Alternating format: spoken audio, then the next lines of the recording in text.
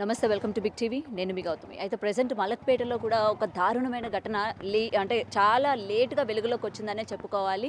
Blind పిల్లలు ఎవరైతే ఉన్నారో అటు స్కూల్‌లో చదువుతూ ఉన్నారు కదా! వాళ్ళకి సంబంధించి హాస్టల్ దగ్గర ఉన్నామనమాట. ఇదే హాస్టల్ దగ్గర 8 సంవత్సరాలు చదువుతున్న పాప పైన లైంగిక దాడి జరగడం అనేది ఇక్కడ చోటు చేసుకుందనమాట. అది మళ్ళీ ఎవరు కాదు, హాస్టల్ క్లీన్ చేస్తున్న స్వీపర్ ఎవరైతే బాత్రూమ్‌లో క్లీన్ చేస్తా ఉన్నారో వాడు వచ్చి 8 సంవత్సరాల పాపని లైంగిక దాడి చేయడం జరిగింది. అయితే ఆ పాప కూడా తీవ్ర బ్లీడింగ్ అవే కారణంగా ఏంటంటే ఈ హాస్టల్ వార్డెన్ ఎవరైతే ఉన్నారో వాళ్ళు ఆ పాప యొక్క పేరెంట్స్‌కి ఇన్ఫార్మ్ చేయడం జరిగింది.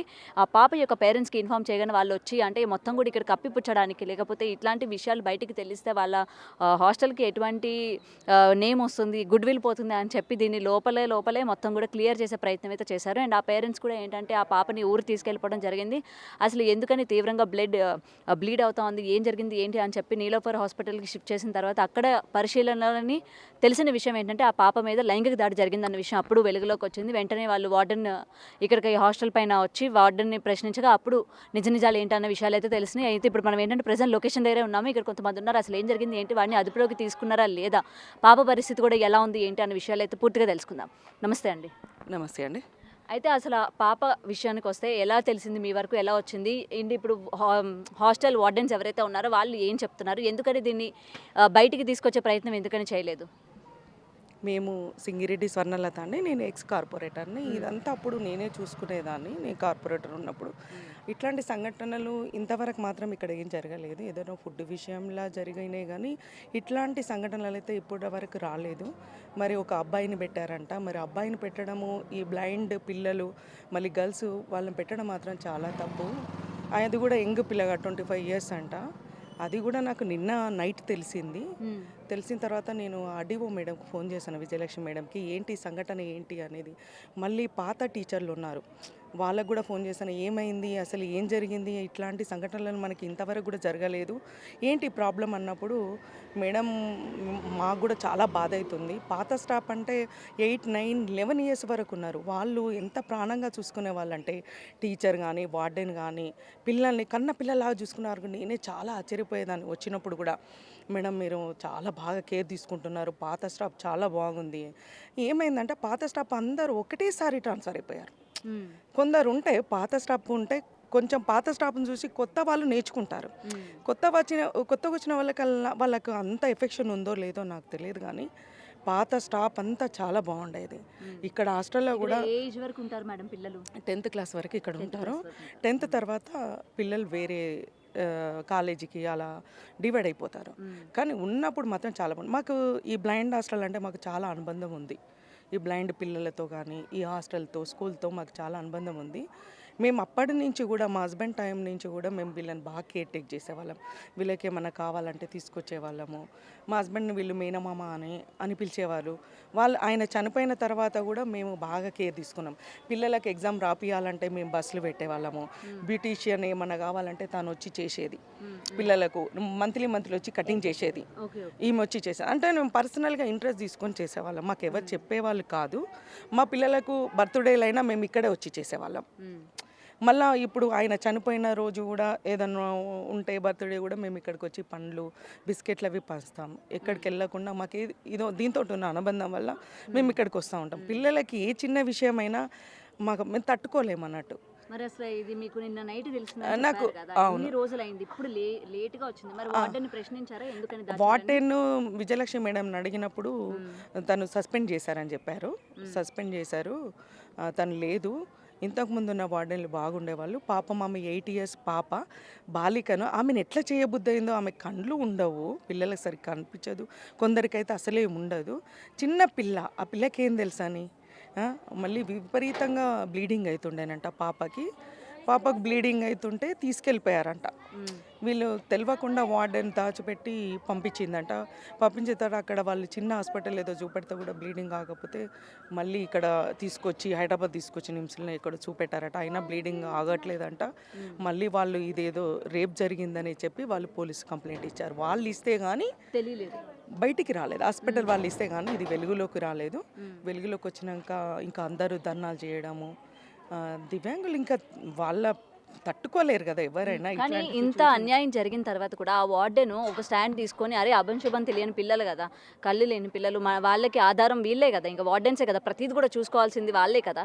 మరి ఇట్లాంటి విషయాన్ని దాచే కన్నా వాటిని వెంటనే పోలీసులకు అప్పచెప్పాలి, వాళ్ళ తల్లిదండ్రులకు చెప్పాలి అని ఒక స్టాండ్ ఎందుకని తీసుకోలేకపోయింది? అసలు ఇప్పటి వరకు ఈ బ్లైండ్ స్కూల్లో ఇట్లాంటివి జరగలేదు. వాళ్ళు ఏది ఉన్న పిల్లలకి ఏమి దెబ్బ తాకినా, చిన్న జ్వరం వచ్చినా, ఏమొచ్చినా వాళ్ళంతా కేర్ టేక్ తీసుకునే వాళ్ళు. కానీ ఈమెమి తల్లో ఈమెమి ఆడదో మనకు తెలియదు, కానీ సాటే ఆడదన్న కనికరం కూడా ఆమెకు చూపెట్టద్దు. సస్పెండ్ అండి, డిస్మిస్ మొత్తం తీసేయాలి, ఆమె జాబ్ల నుంచే తీసేయాలి. ఎందుకున్నా ఎప్పుడున్నా అట్లాంటి వాళ్ళు మారరు. నీ స్వార్థం కోసము ఒక పిల్లని పనంగా పెట్టి కనీసం ఆమెను హాస్పిటల్లో కూడా చూపెట్టకుండా వాళ్ళైతే నువ్వు ఇచ్చి పంపడం ఏంది పాపని? ఆ పిల్ల సిచ్యువేషన్ ఎట్లుంది, ఆ పిల్ల ఎంత భయభ్రాంతులకు గురైంది. కానీ కనీసం ఆ ఇంగిత జ్ఞానం కూడా, తనకు కూడా పిల్లలు ఉంటారు కదా, ఆ ఇంగిత జ్ఞానం కూడా ఆ వార్డెన్కి లేదంటే ఏమనాలి? ఆమె వరకు ఇంతకుముందు కూడా కొంచెం కంప్లైంట్ ఉండే ఆమెకు, మేము కూడా ఫోన్ చేసి చెప్పాం, మాకు బ్లైండ్ హాస్టల్తో చాలా అనుబంధం ఉంది, మీరు చాలా కొట్టేది కాదు కానీ ఫుడ్ విషయంలో ఒకసారి కంప్లైంట్ వచ్చినప్పుడు మేము చెప్పాం ఫుడ్ కరెక్ట్గా ఉండాలని. మేము వీళ్ళపైన ఇన్ఛార్జితో కూడా మాట్లాడి మీరు ఫుడ్ మాత్రం పర్మనెంట్గా ఎవరు పెట్టాల్సిందే, కాంట్రాక్ట్ పద్ధతిలో పెట్టినా మాకు ఓకే, కానీ రెగ్యులర్గా వచ్చి వంట చేయాలని కూడా మేము ఇంతకుముందు వచ్చి మాట్లాడి వెళ్ళాము. కానీ పిల్లలకు ఇప్పటి వరకు కూడా ఇట్లాంటి సంఘటనలు జరగలే కాబట్టి చాలా బాధాకరం. ముందు కూడా ఇట్లాంటి సంఘటన జరగకుండా చర్య తీసుకోవాల్సిన బాధ్యత మన గవర్నమెంట్ మీద ఉంది. పోలీసులు అదుపులో తీసుకొని అరెస్ట్ చేసిన అని చెప్పారు, కానీ మనకి నేను చూడలేదు. వాళ్ళకి అతనికి మాత్రం కఠిన శిక్ష పడాల్సింది. పాప పరిస్థితి ఎలా ఉందమ్మా? ఇప్పుడు భరోసా సెంటర్ కుక్కడపల్లిలో పెట్టారని చెప్పారు. ఆ పాప పరిస్థితి బాగానే ఉందని అన్నారు, కానీ ఆమె భయభ్రాంతులకు గురైంది కాబట్టి ఆమె కోలుకోవడం కొన్ని మంత్స్ అయితే పడుతుంది. చిన్న పిల్ల ఆమె 8 ఇయర్స్ పిల్లకి ఏం తెలుస్తుందండి పాపం. తల్లిదండ్రులు ఎంతో నమ్మకం కొద్దీ హాస్టల్లో పెట్టిపోతారు. పిల్లల్ని చదివించాల ఉద్దేశం కొద్దీ, వీళ్ళ మీద ఉన్న నమ్మకం కొద్దీ తల్లిదండ్రులు ఇక్కడ పెట్టినప్పుడు వీళ్ళకి ఇట్లాంటి సంఘటన జరిగినప్పుడు ఏ తల్లిదండ్రి పెట్టడానికి ముందుకు వస్తారు? పిల్లల భవిష్యత్తు పోతుంది కదా. పిల్లల భవిష్యత్తు ఏంది? చదువుంటేనే పిల్లల భవిష్యత్తు ఉంది. బంద్ చేసిర్రు. ఎందుకు బంద్ చేసి పెట్టారు? మాట్లాడండి. ఎందుకని బంద్ చేశారు? ఎందుకు బంద్ చేసినారు సార్? మొత్తం పొద్దున్న రాత్రి చెక్ చేస్తుంటే మొత్తం బంద్ చేసినారు. ఎన్ని రోజుల నుంచి బంద్ అయి ఉండింది మొత్తం సీసీటీవీ? మేడం సార్ ఇప్పుడు వచ్చి చెక్ చేసి మొత్తం బంద్ ఉంది. 4 గంటలు చాలంట బంద్ పెట్టింది. ఆ పిల్లల్ని సద్యంకి ఎవరో చెత్తకుండి ఇలా పని చేయని కూడా పనికి రాడు అసలు తెచ్చి నైదరుగానే అన్ని తుడిపించి చెద్దరలో సాఫ్ చేయించింది. ఇంతకుముందు నా బిడ్డ నిడవని ఇంకో సంబరాలను తోలుకొని వచ్చి ఇచ్చేటప్పుడు తోలుకొని వచ్చి మొత్తం ఇచ్చేసింది. ఇది చేసి అన్ని చేసుకుని నేను ఏమి ఇంకా ఎవరు లేరు కానీ టైంకి తోలుకున్నాను అనుకుని ఏమనలేదు మేడం. నేను ఇంత లోతు ఆలోచన చేయలేదు నేను. మళ్ళీ ఇప్పుడు అదే పిల్లగాని మీద ఇది పిరది ఇట్లా చాప్టర్ ఉన్నది. అన్నం రైస్ కూడా బాలేదు మేడం. ఆ రోజు నేను పిల్లని ఇడిచిపోయి లేట్ అయ్యేటప్పుడు తిని పోయినా రైస్ కూడా కచ్చి ఉండదు. ఏం మేడం ఇప్పుడు ఒకరోజు చూస్తుండే ఇట్లా ఉండదంటే, లేదు ఒక్కసారి ఒకలాగా రావు రైస్ అంటది. ఒకసారి ఒకలాగా రావు అంటే సరే మేడం నీ ధర్మం నీ వద్దు చూడు, అన్నం పుణ్యం నీ చేతల అన్న అప్పుడు అన్న అప్పటికి అన్న అదే మంచిగా అయితే సార్ అట్లేం లేదంటే అన్న చూడు మేడం.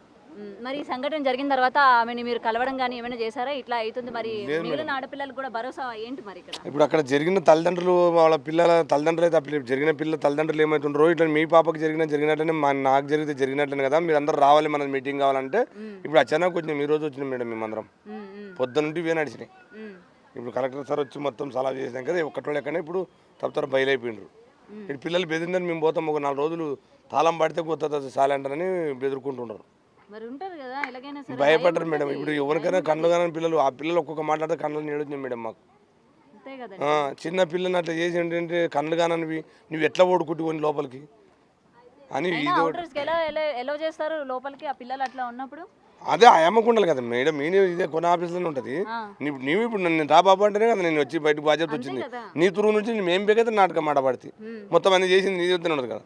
ఇప్పుడు నిన్ను అన్యాన్ని కొట్టలే, ఆ పిల్లల్ని వండబెట్టరు, నీ వండబెట్టి పండుకుని ఉంటే అన్నంత సోమతతోనే ఉండము లేదు ఇడ. మరి ఇప్పుడు పిల్లల పరిస్థితి ఏంటి? మొత్తం అందరూ కూడా పేరెంట్స్ వచ్చి తీసుకుపోతున్నారు కదా. తీసుకుపోతున్నాం మేడం. అందుకోరికి ఆవిడ ఉండదేం బాగా నిలదీతామని మా మనసులో ఉండే, ఇంకా ఆవిడ లేదు ఇప్పుడు. చేసినామంటారని అంటున్నారు. ఏ స్కూల్లో ఏడగుణంగా ఆవిడకి డ్యూటీ ఇయ్యరాదనేది కోరుతున్నాం. ఇప్పుడు నెక్స్ట్ కలెక్టర్ గారు కూడా వస్తున్నారు అని అయితే చెప్తున్నారు కదా, మరి కలెక్టర్ గారితో నెక్స్ట్ మీ డిమాండ్స్ ఏంటి, ఏం అడగబోతున్నారు ఏంటి మొత్తం అడిగారు, మొత్తం మాట్లాడారు. ఓడో ఇదే వికలాంగులే మొత్తం పెద్ద పెద్దోళ్ళు వచ్చిండ్రి, మొత్తం వాళ్ళే మాట్లాడారు మేడం. పిల్లలతో అడిగిపించి పిల్లలు మాట్లాడినారు. ఇంకా వాళ్ళ కాడికి మామూలు పేరెంట్ ఉండగా మీరేం భయపడద్రమ్మా, నేను ఉండా, ఇది ఇంత బిల్డింగ్ బయటిపిస్తాం మీ పిల్లలు కూడా ఇందులో ఉన్నారా? ఉన్నారు మేడం. పేరెంట్ ఇంతకు ముందు పోనీ ఇట్లాంటివి ఏమైనా చెప్పారా మీతో, నాన్న ఇలా ఉంది పరిస్థితి, ఇట్లాంటి ఎవడైనా సరే లోపలికి వస్తున్నాడు ఒంటి మీద చెయ్యేస్తున్నాడు అని ఏమైనా మీ వరకు వచ్చి చెప్పుకున్నారా పిల్లలు? చెప్పలేరు మేడం, ఎప్పుడు చెప్పలేదు మేడం. చెప్పండి ఎందుకు ఆ మాట చెప్పలేరు, కానీ ఓన్లీ రైస్ గురించి వాడ మేడం కానీ ఏమైనా ఆవిడ తోడేసినా అవన్నీ ఇంకోటి కూడా తీసి తీపిచ్చారు. ధర్నా కూర్చొని పోయి ధర్నా కూర్చొని మాకు వాడ మేడం బాగాలేదు, మాకు అన్నం సరిగ్గా చేస్తలేదు, అది చేస్తలేదు, వాళ్ళంతా కూడా సాల్వ్ చేసుకున్నారు. ఇక్కడ పోయి ధర్నా రోడ్డు పోయి నిలబడ్డారు, ధర్నా చేసుకున్నారు. ఇంకా మేడంని చేసేసారు. ఇంకా అంతేగా జరిగింది. ఇటువంటి మాటలు ఇప్పుడు ఏంటున్నాం మేడం. సో ఇదండి చూస్తున్నారు కదా, ఏది ఏమైనా సరే అభం శుభం తెలియని చిన్న పిల్లలు అనమాట.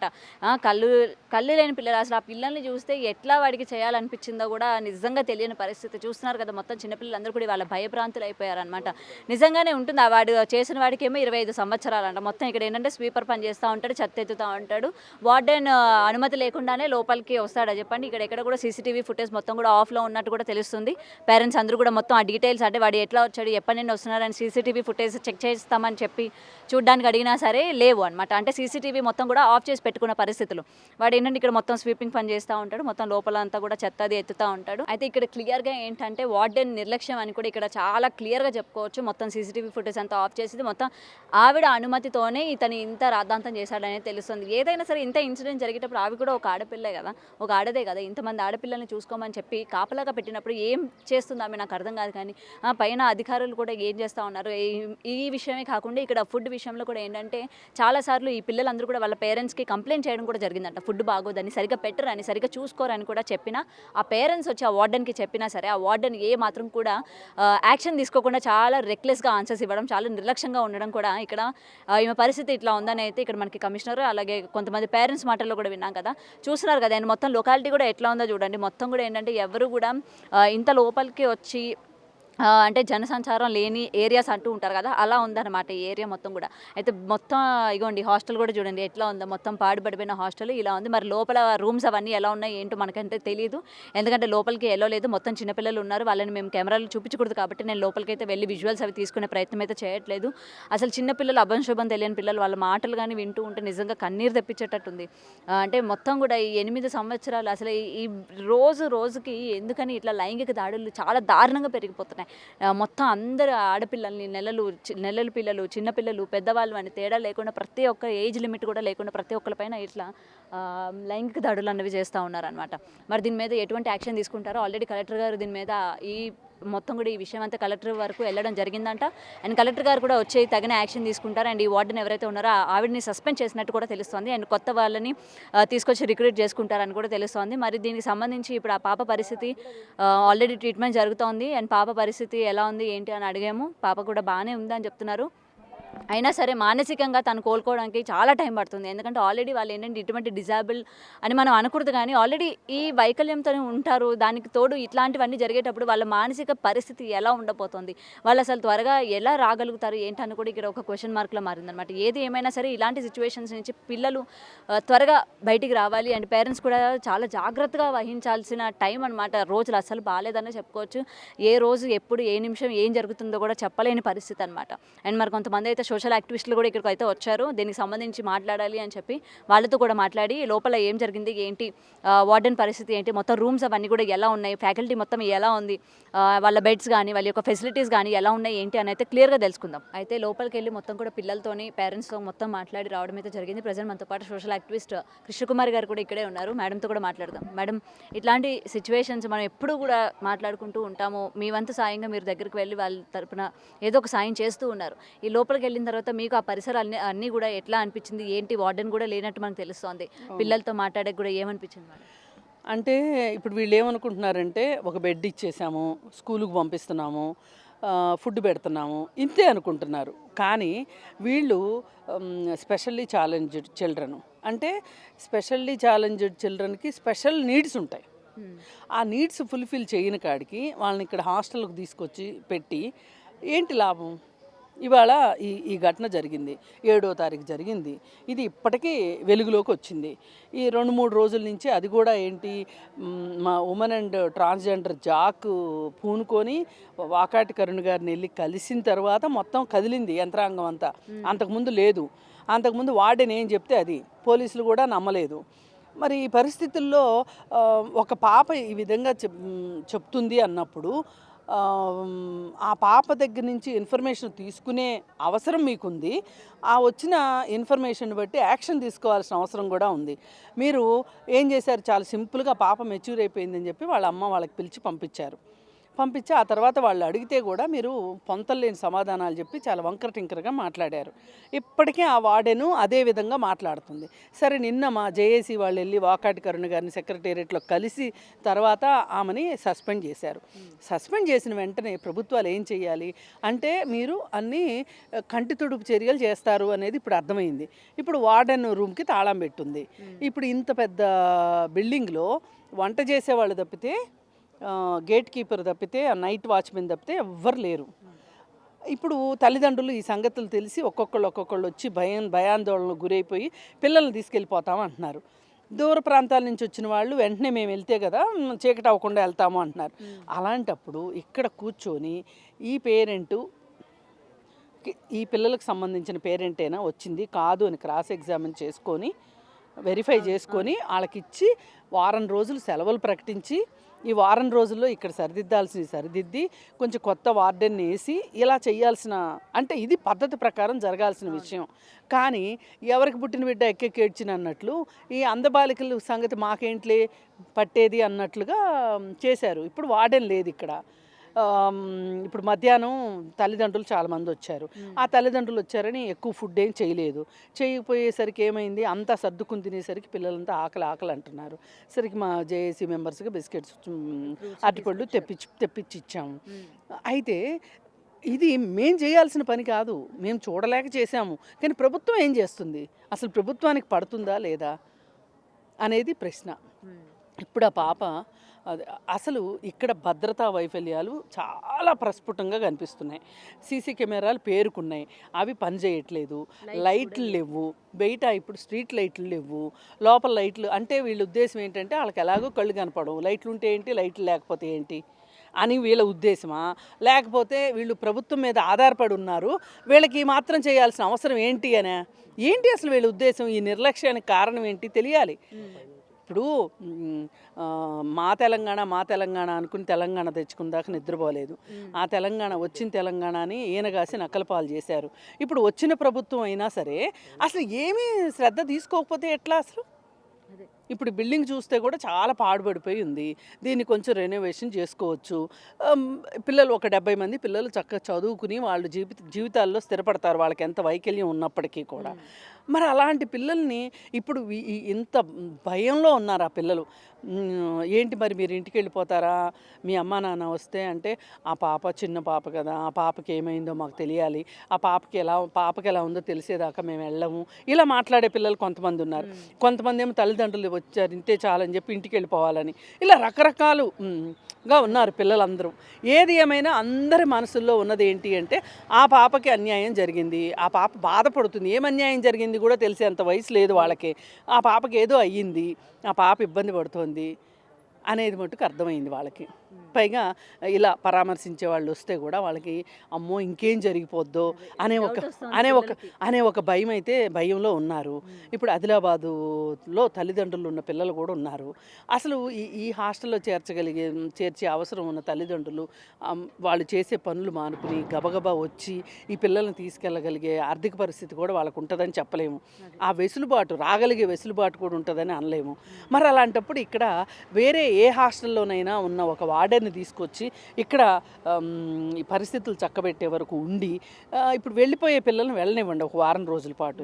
ఉన్న పిల్లల్ని కూడా మీరు కొంచెం హక్కును చేర్చుకోవాల్సిన అవసరం ఉంది కదా. అది ఇక్కడ ఏంటి అంటే ప్రభుత్వ నిర్లక్ష్యం బాగా కొట్టొచ్చినట్టు కనపడుతుంది. ఇప్పుడు అత్యాచారాలు అంటారా, ఇట్లా అతన్ని ఉద్యోగంలో చేర్చుకునే దగ్గరే ఇప్పుడు అందరూ ఆడపిల్లలు ఉన్న చోట మగ అతన్ని ఎందుకు ఉద్యోగంలో చేర్చుకున్నారు అనేది ఒక ప్రధానమైన విషయం. అతను ఇప్పుడు ఈ పాపనే చేశాడా, ఇంకెవరినన్నా కూడా చేశాడా, ఇది కూడా ఆలోచించాల్సిన విషయమే కదా. అసలు ఇలాంటి ఇంకేం జరిగినాయి అనేది కూడా తెలియాల్సిన అవసరం ఉంది. ఇన్ని పరిస్థితుల మధ్యలో ఇప్పుడు మనం ఆలోచించాల్సింది ఏంటి అంటే అసలు ప్రభుత్వాన్ని ఎలా జవాబుదారీతనంలోకి తీసుకురావాలి అనేదే ఇప్పుడు మన ముందున్న ఛాలెంజ్. వాళ్ళు ప్రభుత్వాన్ని జవాబుదారీగా మార్చాల్సిందే. ఇప్పుడు వీళ్ళకి అసలు చేమ కుట్టినట్టు కూడా లేదు. అదే వీళ్ళింట్లో వాళ్ళకి ఎవరికైనా జరిగితే ఇలాగే ప్రవర్తిస్తారా వీళ్ళు? కాదు కదా, రియాక్ట్ అవుతారు కదా. మన పిల్లలకేమో ఒక ప్రత్యేకంగా సౌకర్యాలు కావాలనుకుంటాము. ఇలాంటి పిల్లలు దిక్కుమొక్కు లేని పిల్లలైనా ఏంటి మీ ఉద్దేశం? ఇది మట్టుకు ఖచ్చితంగా ఈ పద్ధతి మారాలి. ఫస్ట్ పద్ధతి మారితే పరిస్థితులు కూడా మారుతాయి. ఇప్పుడు పరిస్థితులు ఎప్పుడు రాత్రికి రాత్రి మారవు. మీరు పద్ధతి మార్చుకుని ప్రాక్టీస్లోకి వస్తే పరిస్థితులు మారుతాయి. ఏది ఏమైనా ఇక్కడ పరిస్థితులు చాలా దారుణంగా ఉన్నాయి, దయనీయంగా ఉన్నాయి. మరి ఈ మాత్రాన్ని ఆ మధ్య ఒకసారి ఫుడ్ బాగాలేదని వాళ్ళు ధర్నా చేశారంట పిల్లలు.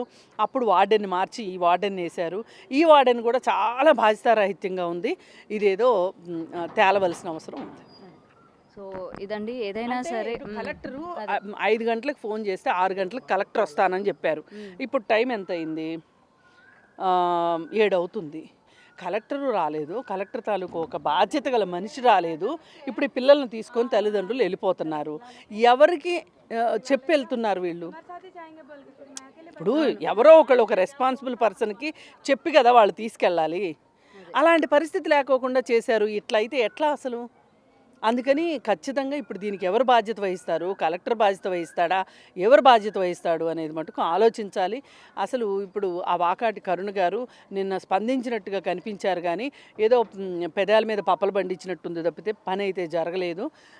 ఈ పరిస్థితులు మారాలని కోరుకుంటున్నాం. సో డెఫినెట్గా, ఎందుకంటే నేను కూడా లోపలికి వెళ్ళి చూసి వచ్చిన పరిస్థితి అయితే ఉంది. మొత్తం కూడా ఏంటంటే లోపల పిల్లల రూమ్స్ కానీ అంతా చూడడం జరిగింది, వాష్రూమ్తో సహా ప్రతిదీ కూడా చూడడం జరిగింది. ఎక్కడా కూడా వార్డెన్కి ఇప్పుడు ఎవ్వరు కూడా లేరు లోపల, ఓన్లీ పిల్లలు మాత్రమే ఉన్నారు. అండ్ ఈ ఇన్సిడెంట్ తెలిసిన తర్వాత పిల్లల యొక్క పేరెంట్స్ కొంతమంది వచ్చి, అంటే దగ్గర లోకల్లో ఉన్న వాళ్ళందరూ కూడా వచ్చి తీసుకెళ్ళిపోయిన పరిస్థితి కనిపిస్తుంది. మిగిలిన పిల్లలు దూర ప్రదేశాల నుంచి దూరం నుంచి వచ్చే వాళ్ళ తల్లిదండ్రుల యొక్క పిల్లలు మాత్రం పాపం ఇక్కడే ఉన్నారు పిక్కుమంటూ. వాళ్ళకి ఏం జరిగింది అక్క, ఏం జరిగింది, ఎందుకని అందరూ వస్తున్నారు, మమ్మల్ని చూడడానికి ఎందుకు వస్తున్నారు, అసలు ఏం జరిగింది అని చెప్పి పాపం క్వశ్చన్ చేస్తున్న పరిస్థితి.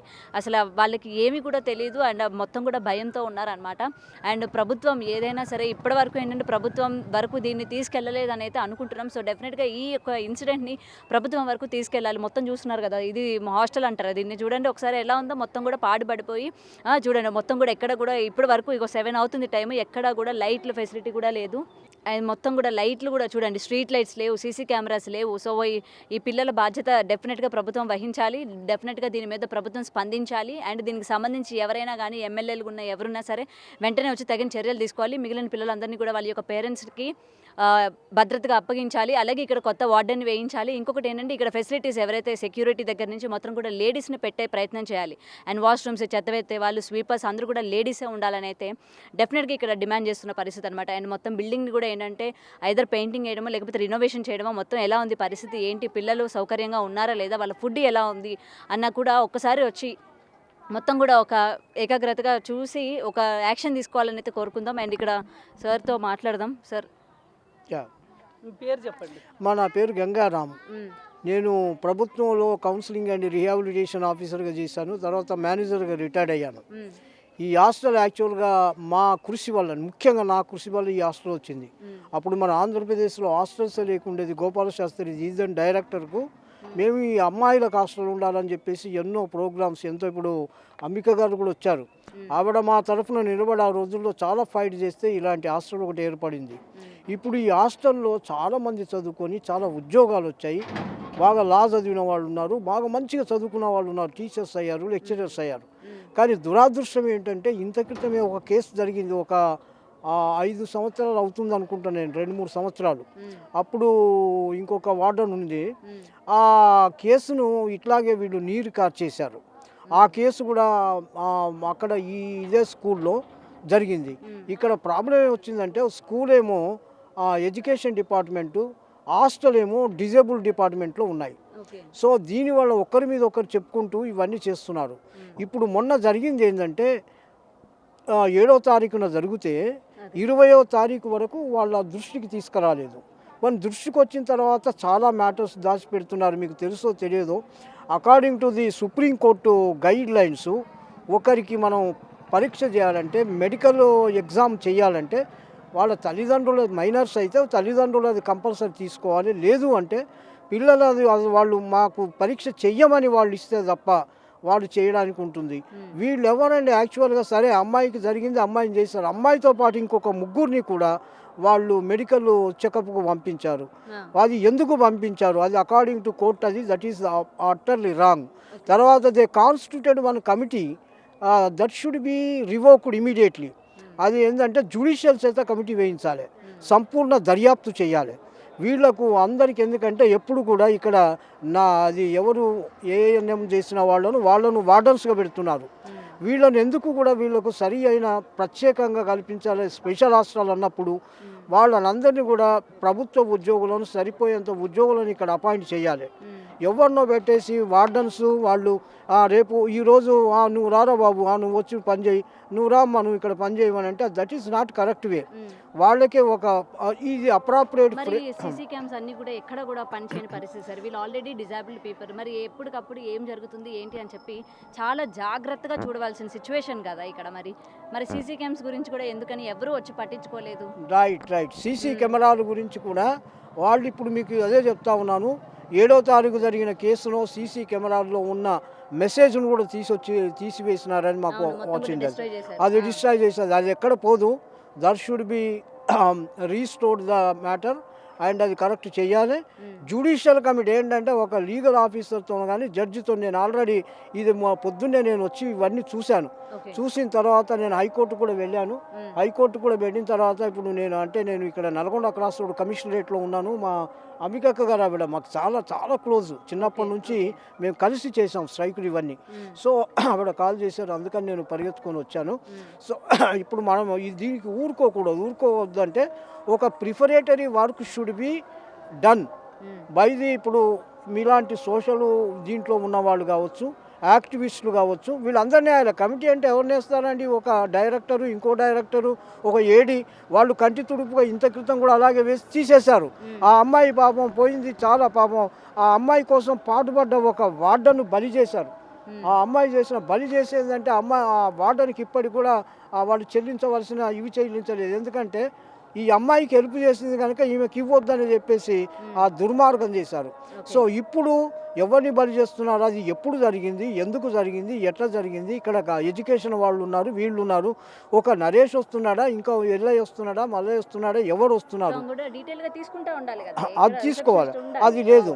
తర్వాత ఇంకోటి ఏంటంటే ఈ వార్డన్స్ కూడా ఎవరు ఏడీ గారు ఉన్నారంటే శనివారం కాగానే, ఎందుకంటే శనివారం లాస్ట్లో డే ఉంటుంది కనుక శనివారం రివ్యూ పెట్టాలి, ప్రతి హాస్టల్కి రివ్యూ పెట్టాలి. ఏమంటున్నారంటే మీకు ఇంకొక విషయం చెప్తున్నాను, ధర్మసత్యం ఏంటంటే వీళ్ళు ఊరికేనే అల్లర్లు చేస్తారండి, తర్వాత వీళ్ళు హాస్టల్లో తాగుతారండి, వీళ్ళు పడుకుంటారండి, ఇవన్నీ చెప్పేసి వీళ్ళు పబ్బం గడుపుతున్నారు.